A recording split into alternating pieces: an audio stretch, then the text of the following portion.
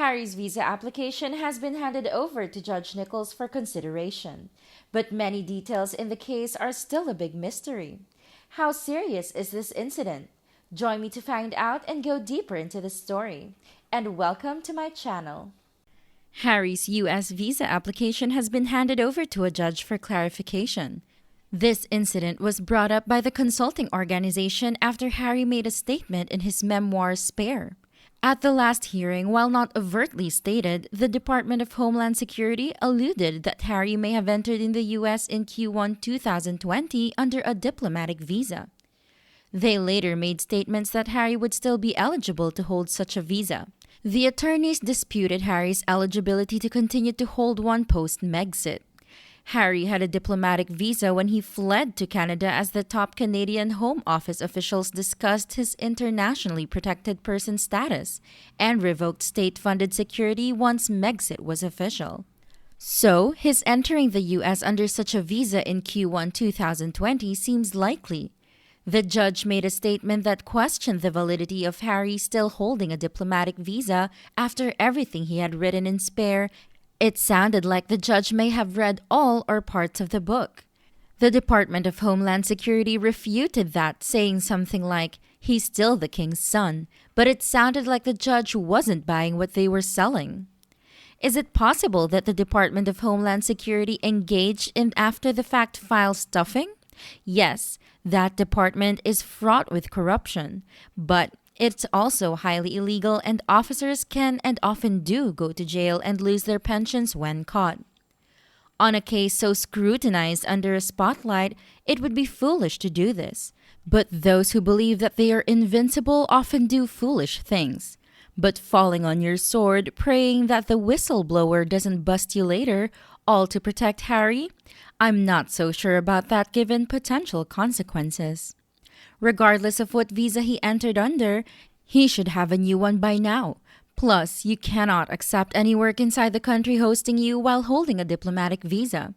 That's very illegal. If Harry applied for a new non-diplomatic visa, his new one would have to have an approved drug use waiver, which takes months and requires a lot of documentation to get approved. In the absence of an approved documented waiver, he's in the U.S. illegally. Is it possible to get a waiver after the fact? Yes. However, the party in question is typically required to return to their home country unless they have refugee status and wait until their waiver is approved. This case is still well worth watching. Even if Harry doesn't leave temporarily, he's going to look bad at the end of all this, and so will the Department of Homeland Security. If he's still here under a diplomatic visa, that would also be a bad look for the monarchy. They should have taken steps to invalidate it.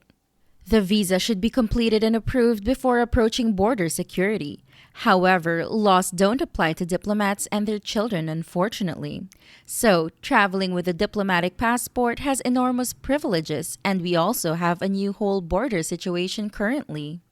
I'm guessing Harry is used to being catered to and scampering about as he pleases with his diplomatic passport, which doesn't look great on the king, especially since his son threw a wholly global temper about not wanting to be royal anymore. I don't know what they would do with Prince Harry. At the time he entered the country, it had only been announced he was stepping back from royal duties on a year trial, so I would bet he just used whatever travel document he would have used as a working royal. I'm not sure anyone in the Customs Department of Homeland Security would have questioned it. In the February hearing, government lawyers argued that Harry's memoir proved nothing. John Bardo for the Department of Homeland Security told the court, "Just saying something in a book doesn't make it true. People put things in books sometimes just to sell more copies," he argued. Seriously, this book was not marketed as fiction. It was supposed to be a memoir. I don't think anything is going to come out of this whole kerfuffle. But to argue that Harry's memoir is just a pack of lies to sell books is extraordinary. United States government attorneys are arguing in court that Harry is a liar. This is truly amazing. Why should anyone believe anything he says? And don't forget the interview with Gabor Mate, in which he credits the recreational use of psychedelics with giving him a radically different perspective on life. Doing drugs isn't just something he said in the book. At the end of the day, if he'd been honest about his drug use on the visa application, he's in the clear. Some government officials might be on the hook for approving him when they reject others, but if Harry was honest, good for him. I wonder if he even filled out an application at all. Maybe he pulled strings and just waltzed into the United States. Many information suggests that the Department of Homeland Security was forced to admit that if Harry had properly admitted to illegal drug use, he'd have to apply for and be granted a waiver. They were also forced to admit this process takes months and that applicants cannot receive their visas unless and until such a waiver is approved, which means they can't move to the US until this process is completed. The Heritage Foundation argued that Harry was no longer eligible to hold a diplomatic visa, which, on the surface, the judge seemed to agree with, although the Department of Homeland Security argued Harry would still likely be eligible to keep his, in their opinion. You can never really tell how a judge will ultimately rule, but this judge seemed to be asking all the right questions. If he sees that the Department of Homeland Security acted maliciously, incompetently, or blatantly unfairly, it felt like he'd be more inclined to make the basic application public, after private docs type info is redacted. But judges can be influenced before their verdicts, so maybe he won't unseal it. The Department of Homeland Security, Harry, and the judge will all appear to be acting unethically and, in part, illegally. Why would a judge jeopardize their reputation for a stoner ingrate? If Harry injures or kills someone while chemically impaired, the public won't forget who was responsible. The publishers probably advised him to put that little disclaimer about his truth and unreliable memory, so he could weasel out of anything in court. I think he would be better off just taking it on the chin and going back to the UK if it comes to that. The damage to his already extraordinarily damaged reputation would be incalculable. If he answered no to the drug question on the visa form, he's between a rock and a hard place. Either he lied on an official document or he lied in his book and interviews. Either way, he's a fibbing fibber. I guess 100% he will blame it on someone else. Either someone else told him to fill it out that way or someone filled it out that way on his behalf. No accountability ever. That only gets him so far, but after Megxit, he should have surrendered it and applied for a different visa, since he knew that he had left royal service. He also cannot accept any employment in the country hosting him under a diplomatic visa. I outlined all the likely loopholes he used to avoid his obstacle for his guest speaker, author, and film producer roles in an earlier comment. But becoming CHIMPO at BetterUp could be problematic for him if he accepted payment as an employee or contractor. Certainly, BetterUp has represented to the world that Harry works for them, which alone could be problematic, regardless of his compensation agreement. At this exact moment, BetterUp is holding their annual Uplift Summit at the Hilton in Union Square, San Francisco, where Harry is listed as a guest speaker as BetterUp CHIMPO. Regardless, to reside here legally, Harry needs to hold a non-diplomatic visa with an approved drug use waiver. We know that he didn't return to the UK for the months he would have been required to wait upon waiver approval.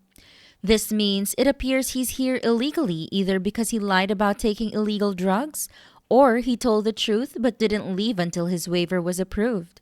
Or he may still be holding on to his old diplomatic visa like a lifeboat, even though he no longer holds a diplomatic position, which is also illegal. Harry should have surrendered his diplomatic visa as soon as Megxit went into effect. Plus, accepting employment at BetterUp for the last 3 years under a diplomatic visa would be very illegal. De facto influence peddling, as Harry visibly used his influence to sign up Invictus athletes and the Department of Defense as BetterUp clients. Not a great time to be Harry. And I have become so cynical at this stage. Nothing will touch this guy, I'm afraid. There's corruption everywhere, especially with the people in authority. I got downvoted by making similar comments and I find it disturbing. The book was presented as being a factual biography, and in interviews, he's allegedly answered questions honestly, not presenting a fictional story. He didn't even try to make things sound hypothetical. He did multiple TV interviews claiming drug use. I wonder if he would lie on stand now if deposed saying those claims were untrue. It's hard to believe anything the Harkles say these days. While nothing will ultimately happen, the damage is done. Either he lied on his visa application or he lied in spare. No matter what, it's yet another Sussex lie, removing them further from the people they want to impress. With every passing day, their need to grift grows, and I hope that appropriate legal action will be taken against Harry. He has disregarded the law too much. Reflecting on the issues that we have just discussed, I believe it opens up many fascinating perspectives and deepens our understanding. Your opinions are extremely valuable as they enrich our discussions and help us approach topics from many different angles. So, do you like the topic I brought you today? If so, type OK. And if you don't like it, that's okay, but please leave me a comment in the comment section. Don't forget to subscribe to the YouTube channel and share this video. Your support is a strong motivation for us to continue to improve and provide deeper content. Thank you, and I look forward to our next meeting. Take care.